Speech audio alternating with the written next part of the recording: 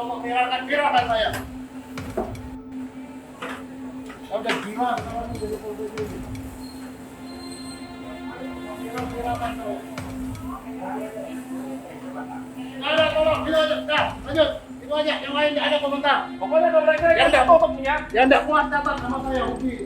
Video oknum petugas Satuan Polisi Pamong Praja, Satpol PP, Kota Singkawang, Kalimantan Barat, Kalbar, menendang kursi saat razia protokol kesehatan COVID-19 viral.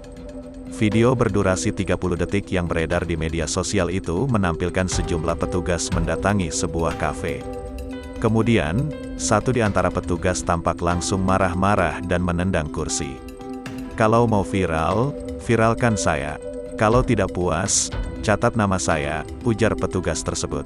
Sementara itu, Wali Kota Singkawang Chai Cui Mi meminta maaf bila ada oknum anggota yang arogan serta salah dalam melaksanakan tugas penertiban.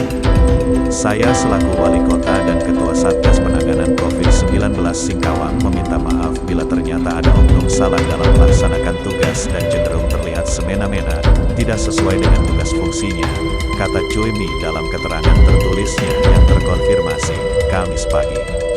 Cui Mi menyebutkan, pihaknya tidak pernah membeda-bedakan perlakuan antara kafe atau warung kopi di Kota Singkawang. Dia memastikan bahwa semua kafe dan warung kopi, jika melanggar protokol kesehatan, akan ditertibkan, termasuk juga di lokasi objek wisata.